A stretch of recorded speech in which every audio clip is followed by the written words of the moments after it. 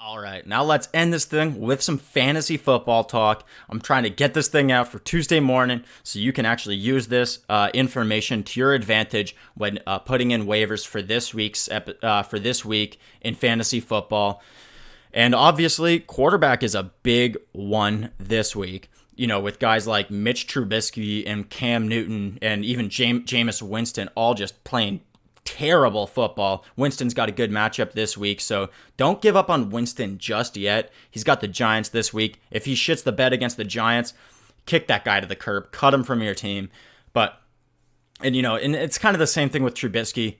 Maybe give him another week. He's got the Redskins this week, so maybe see if he can get it together. And if he can't get it together this week, cut his ass. Cut his ass, get him off your team. You can just stream quarterbacks week to week. Maybe even like you might want to cut Trubisky anyways, but this is a week to maybe stream Trubisky. So, don't necessarily cut him right away, but Cam Newton, cut his ass, bro. Cut him. I'm cutting him. I still had him. I picked up Josh Allen this week and replace Newton in one of my leagues, and I still have Newton on the bench. His ass is cut. He's out of here. You're relying on Newton to just be a pocket passer. Like, think about it. They were like fourth in goal, or was it 4th and 1 on the 1 yard line? And they did this sweep with the game on the line, and they do a sweep to Christian McCaffrey. All they have to do is push forward for a yard. Cam Newton has been the best ever at that. He's been the best ever at that. So if they're not even going to use him in that situation with the game on the line, then he's got negative rushing yards on the season. We have more rushing yards than Cam Newton this season. Whoever's watching this video and me, we have more NFL rushing yards than Cam Newton this season. Think about that. So you're using Cam Newton just as a pocket passer. He's wildly inaccurate. He's terrible. Unless he dumps the ball to Christian McCaffrey and McCaffrey runs 80 yards for a touchdown, he's not going to have any good passing stats for the season. So Cam Newton is a guy you just gotta cut. You gotta cut your losses. You're much better off streaming at the position. So let's talk about some good streaming options. First guy that I like for streaming, I already mentioned it. I started him last week. I had Winston in a league. I had Newton in a league. I put those guys relegated them to the bench, and I started Josh Allen over both of those guys, and he outscored both of them. Josh Allen's 12th in quarterback scoring through 2 weeks. He has an easy matchup against Cincinnati this week. I like Josh Allen as a starter. He's poised to put up some good rushing stats. Cincinnati gave up 300 yards and 3 touchdowns to Jimmy G last week. I like Josh Allen. He's my number 1 streaming option for the week. Speaking of Jimmy G, he's my number 2 streaming option for the week. Like I said earlier, they scored 31 points against Tampa, who is actually proven to be, through 2 weeks, I think a pretty good defense. And then he scored 41 points against the Bengals. So, the Niners did, not Jimmy G. But Jimmy G threw up about 300 yards. He threw up 3 touchdowns. And then they have the Steelers this week. And the Steelers are dog shit, man. They are not good at football. They got absolutely trounced by the Patriots, which, obviously the Patriots, best team in the NFL. So you didn't know how much stock to put into that. But then they gave up 300 yards and 3 touchdowns to Russell Wilson. And Wilson hasn't had passing stats like that in a long time. Seattle ran the ball more than anybody last year. That's their formula. They run the football. And at that, Russell Wilson was able to have a field day against that Steelers defense. I just don't think that they're good at football at all. Jimmy Garoppolo is going to be available in a ton of leagues. I like him more than like a Phillip Rivers even this week. I think he's a solid streaming option here. If you don't feel good about your quarterback, Jimmy G's got your back. Oh, also, Jimmy G was the quarterback 6 last week. QB 6. Steelers are terrible. He'll be a top 12 quarterback this week. Now, another option, and this is a guy that I like. I'm starting to like a little less than the top 2 guys. So go for Allen, and then go for Garoppolo, and then you want to go for one of these next 2 guys that I'm going to talk about. So the next guy I'm going to talk about is Jacoby Brissett. Now, they have the Falcons, who have a pretty decent defense, but the Colts are gonna have home field advantage in this one. And, Wentz was able to put up some pretty good fantasy points against the Falcons last night. And Wentz was able to do that without Alshon Jeffrey and without Deshaun Jackson. So the only wide receiver that he has any rapport with was Nelson Aguilar. He still had Zach Ertz, but there was no Dallas Goedert, to balance out Zach Ertz. So without any of his, or without, a couple of his, most coveted passing options, the Eagles were still able to put up 18.5 points at quarterback. That's a very reasonable amount. I think Jacoby Brissett can put up a similar amount of points. He's not going to dominate, or he doesn't have the biggest upside, but I think he's a very safe floor option for this week. I think he'll be a good choice. I like him a lot better than Rivers versus Houston. I like him a lot better than Kyler Murray versus Carolina, Russell Wilson versus New Orleans. I like him better than all those guys. Wilson versus New Orleans, I think they'll have an easy time to win that game, and they'll try to run the ball a lot more. So that'll be the factor. It's not that Wilson is a bad quarterback. It's just that they don't need him to put up stats for them to win. But Russell Wilson is a guy that is probably owned in every single league. If you got Russell Wilson, I don't like him this week. I would rather go for a streaming option instead. Now, the last option I'm going to talk about is Matt Stafford. Stafford's had a pretty good year so far. They're going up against Philly, who does have an elite front seven. So, Matt Stafford's going to get banged around. But Philly has also, got a pretty potent offense. So I expect, the Lions are going to have to score a decent amount of points here to try to keep up in this one. The Lions do have a good defense. So, they're not going to give up 40 to the Eagles, but, the Eagles are going to score in the high 20s, probably, something like that.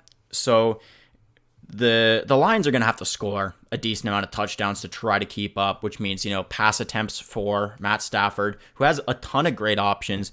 TJ Hawkinson, rookie tight end, is a good option. Danny Amendola in the slot is a good option. Both those guys had really quiet weeks last week, but I think they might be able to bounce back. With how good the front seven is on the Eagles, they're going to get pressure on Stafford. Stafford's going to have to dump the ball quickly. So I think those guys are going to have some good weeks, and then he's got Marvin Jones and Kenny Golladay on the outside, which is one of the better two wide receiver tandems in the NFL that, doesn't really get talked about. Once again, I don't love Stafford. He's a top 15 type of play to me. I just think that he's a lot better than a lot of guys who are going to be rostered that you probably have on your roster, like I was saying, Russell Wilson, Kyler Murray, Cam Newton, Mitch Trubisky. A lot of these guys that are owned in much larger percentages, I think it's just going to be a more reliable choice this week than a lot of those guys. So that's why I like Stafford. Now on to running backs. First guy I'm going to talk about is Jalen Samuels. James Conner getting hurt. It looks like he's probably gonna. It looks like he's not too badly hurt, and he's probably gonna be able to play. But when you go down like that, and you have to miss the remainder of a game, obviously his knee is hurting him. Obviously, it's uncomfortable. So, is he going to be? What version of James Conner are we going to see? Are we going to see a 70%, 60%, 90%? If it's 70, 60, 50, if it's something in there, then he's not going to be nearly as productive, especially with Mason Rudolph there. Teams are going to give less respect to the throwing game, and they're going to play the run a lot tougher.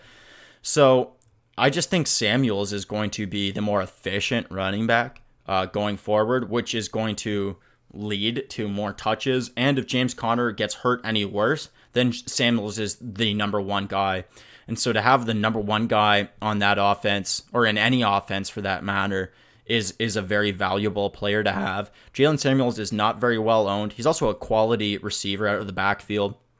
So he's just a guy you should pick up. I'm not saying to start him, but pick him up to have on the roster, to have on the bench. And, let's see, let's evaluate Connor's knee week by week and see what we have with Samuels. And I think he could be a guy that might work his way into your starting lineup. Now, the next guy I want to talk about is Raheem Mostert. I was talking about him last week. And so I'll talk about him again this week. It's obvious Kyle Shanahan likes a running back by committee, and it's really frustrating now because, Jeff Wilson had a couple of touchdowns, but Mostert had a good week. He had a touchdown. And, I think that he's outperforming Breida at this point. I think he's probably the running back to own out of that backfield if you are going to own one of them. He's got good receiving capability.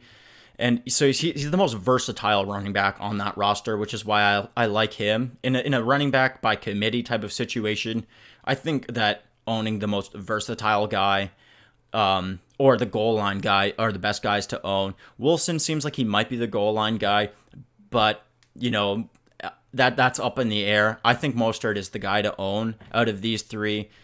I'm not saying, once again, that he's a guy that you should be playing week in and week out, but he's a guy that might be a pretty safe play during the bye weeks, which are starting to come up. San Fran's got their bye in week 4. So, starting in week 5, he could be a guy that could be filling in your bye weeks. You might want to roster him now before, if he has another good game here in week 3, it's going to be a lot harder to get him. Now, the last guy I want to talk about is the ageless wonder himself, Frank the Tank Gore. With Devin Singletary getting a little banged up in that game, that's just increasing Frank Gore's, touch floor and his potential. And he's already got a really solid touch floor. And with the way that the Buffalo Bills like to run their entire team, I should say, they like to play good defense, and then they want to ground and pound, control the tempo of the game, slow the game down so that you can play at their pace. And Frank Gore, the only guy that he's losing goal line touches to is Josh Allen. But Frank Gore's got a really, really safe floor. He's like a 15 to 20 touch per game floor at the moment. Frank Gore's going to get 3 yards a carry. It's nothing sexy, but he's got good touchdown upside, like I was saying. And he's a solid high floor flex play. And he's got a pretty low ceiling, but he could bang in 2 or 3 touchdowns in a given week and give you a boom sort of week. But you're really playing Frank Gore to get that high floor, and he's going to deliver 15 to 20 touches a week, 3 yards per carry, which offers a decent floor. All right, now the wide receiver position. This is one where every week there's like 10 guys because it's such a volatile position at wide receiver. You see a guy have a huge week, and you get enamored by him and you want to pick that guy up. But I'm going to just try to give a few names. The first name is a guy who had a huge week, Demarcus Robinson. Obviously, I think that owning the second wide receiver or owning any piece of that Kansas City offense, they're just such a potent offense over there. Owning any piece of that offense is, a necessity. There should be no piece of that offense that's left on the waiver wire, which is why Demarcus Robinson's my number 1 for this week. I talked about Mecole Hardman last week. I think Robinson is above Mecole. We didn't consider that last week, but now you have to consider that. You have to consider that Robinson's got more rapport. He's been with Mahomes. He's been in the league longer. Hardman is a rookie. He's still learning the offense. He's learning the ropes and everything. So Robinson seems like the much safer bet out of the two of them, although they should both be owned.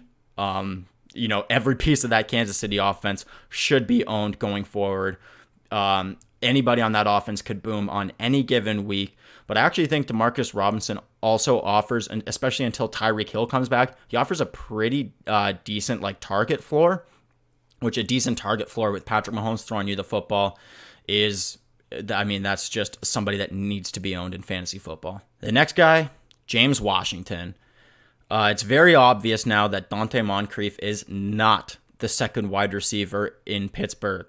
Dante Moncrief, it's always a red flag when a guy's on multiple teams in multiple years. I think he's been on 3 teams in the last 3 years. So obviously every team doesn't have a problem just moving on from Dante Moncrief. That should tell you what kind of a player he is and what his potential is. Meanwhile, James Washington actually played college football with Mason Rudolph, the new quarterback for the Pittsburgh Steelers, for the remainder of the season, unless obviously if Rudolph gets hurt or something. So they already have a rapport with one another. Washington is going to be his preferred target. Obviously, Juju's still the number one, but Washington is now the clear number two. I thought Rudolph looked really good in week 2, to be honest. I actually thought he looked better than Ben Roethlisberger. I know, hot take, but I think that the Steelers are actually better off playing with Rudolph for the remainder of this season than Roethlisberger.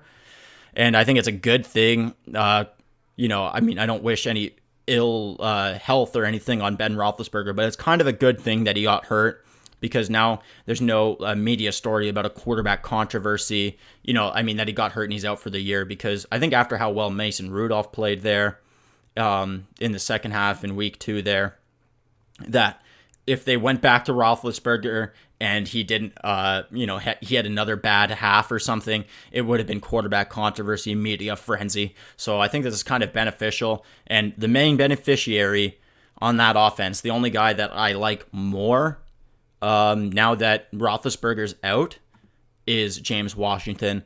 I'm not saying pick him up and start him, but pick him up, have him on the bench. Let's see how he does in week 3. I expect a pretty good target share for him going forward, and if we see that in week 3, he could be a start-worthy guy moving forward. All right, now let's talk about Nelson Agholor. Obviously, Alshon Jeffrey and Deshaun Jackson both went down last night. Deshaun Jackson's kind of got some injury history. So does Jeffrey, actually, for that matter. We don't know the severity of the injuries still. But even if they can both come back, they'll probably be diminished versions of themselves.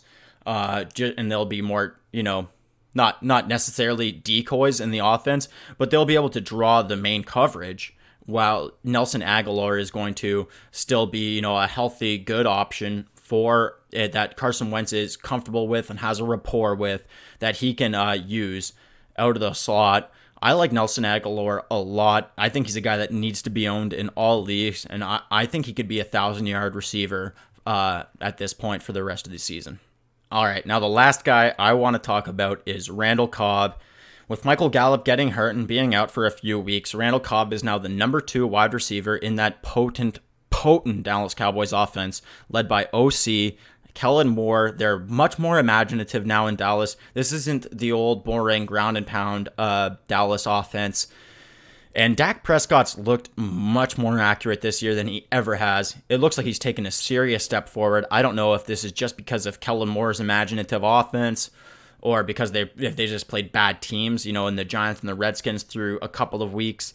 But I think that Dak Prescott's looking better than he's ever looked. Getting a chance to own the number 2 wide receiver in that offense for free off of waivers is a very intriguing prospect. I think if you can get Randall Cobb, he's pretty much like a good flex start, wide receiver 3 type of start until Michael Gallup gets back, especially in PPR type of formats, playing out of the slot. He's going to be a nice player.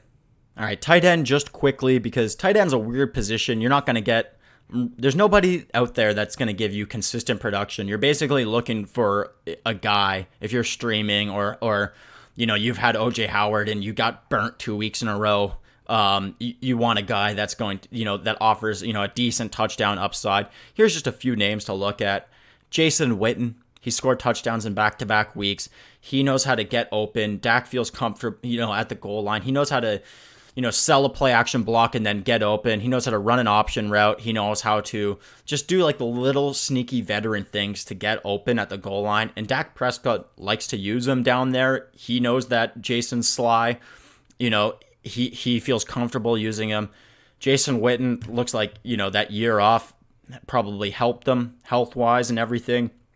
Witten's got, good touchdown upside basically every single week. Another guy, Tyler Eifert. Eifert, a few years ago when he was able to stay healthy, is like a top 5 tight end. And the knock on Eifert has been that he hasn't been able to stay healthy. Well, it's week 3 now. He's still healthy. Get him while he's hot, basically, until he suffers an injury and then regresses and isn't out there on the football field. He's a decent touchdown option that Andy, he's a big body. Andy Dalton can rely on him in the red zone. And, Dalton's got to throw the ball a lot. The Bengals have to throw the ball a lot to try to score. I like him as a touchdown upside type of player. And then the last guy, well, not the last guy. Another guy I want to talk about is Will Disley with the Seahawks. He's just another guy, offers touchdown upside in the red zone. They don't have, DK Metcalf, I guess, is going to be maybe a red zone threat for them to throw the ball to. But besides DK Metcalf, Tyler Lockett's not a great red zone guy. They don't have great red zone options for throwing. And, Seattle likes to run the ball as much as anybody, if not more than anybody, maybe the Ravens. So to have, I think Disley's probably the number one red zone target at this point because you haven't seen DK Metcalf. The sample size isn't there for him yet. So I think Disley's probably their best red zone option at this point. And like I said, with tight end, you're just looking for a touchdown upside. You're not going to get a consistent production guy off the waiver wire. There's like 4 consistent production guys in the NFL, Ertz, Kelsey, Kittle. That's about it. Like consistent production isn't a thing at tight end unless you have one of those guys. So you're really just looking for a touchdown upside guy. Here's another touchdown upside guy for you, Hayden Hurst. Baltimore, Lamar Jackson loves to use the tight ends. Kansas City, who Baltimore has in week 3, has been notoriously one of the worst, if not the worst, against defending tight ends in the NFL last year and so far this year. Obviously, Mark Andrews is the number one option, but he's probably owned in your league, in the majority of the leagues. So Hayden Hurst, they use 3 tight ends there in Baltimore. Lamar Jackson loves to throw the ball to all of them. Hayden Hurst scored a touchdown last week. He's got touchdown upside every single week.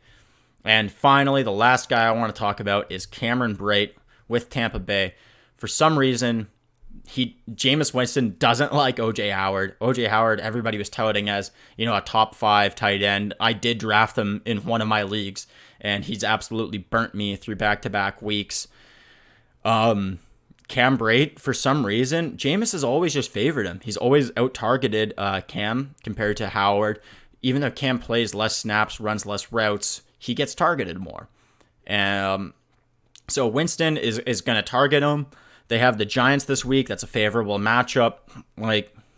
If you want a guy who has touchdown upside, I'm not saying that, Cameron Brate could score 0 points for you, but if you need like a guy with touchdown upside and you couldn't get any of those other guys that I've talked about so far, Cameron Brate's a good choice for, a 1 week option. And finally, defense and special teams. Do this one pretty quickly. Top 2 options are the Titans and the Jaguars. If they're available, it's likely that they probably aren't because those are 2 elite defenses. They shouldn't be available. But if they are, I expect big things out of both those defenses on Thursday night. I've already talked about it. I love the under bet in that game. I just don't see any offensive production happening for either team. Both teams have absolute elite defenses. I expect both these DSTs to be solid streaming options, solid starting options if you already have them on your team here in week 3. Now, this next option is a bit of a head scratcher, but I like the Seahawks. They're going to get to play the Saints this week with no Drew Brees. Teddy Bridgewater didn't look great. I think Bridgewater's a decent quarterback. I don't know where he falls in that Andy Dalton equilibrium. He's probably right around there. I would say he's a bit below it for now, but he's got a chance to prove himself now over the next 6 weeks, and he's going to have the opportunity to train all week as the starter, prepare as a starter. But he made some bad decisions in that game against the Rams. The Seahawks have them at home with the 12th man backing up that defense. So I like the Seahawks for a 1 week start here. I think that if there's ever a week in the entire season to start them, this is probably the week. So get them while they're hot. And the last streaming option for the week is the 49ers. I probably like them better than the Seahawks, so I should have probably said this before the Seahawks. I definitely like them better than the Seahawks. The Niners have low-key been real good on defense this year. With Nick Bosa in there, they've got a good pass rush, good sacking potential. They still got Sherman out there at corner. And the fact is that they're playing the Steelers, who have been a sorry-ass football team this year. They're not very good on either side of the football. They're going to have Mason Rudolph, who I think is actually an upgrade maybe on Ben Roethlisberger. But I just don't think that he's going to have a good week here in his first start of his career, or first start of this season at least. I think it's the first start of his career. And yeah, the Steelers are just they're a joke this year. This is, another one. This is that's like, as good as a matchup as San Francisco is going to get. And San Fran's D has actually been a lot better than you probably even realize so far this season.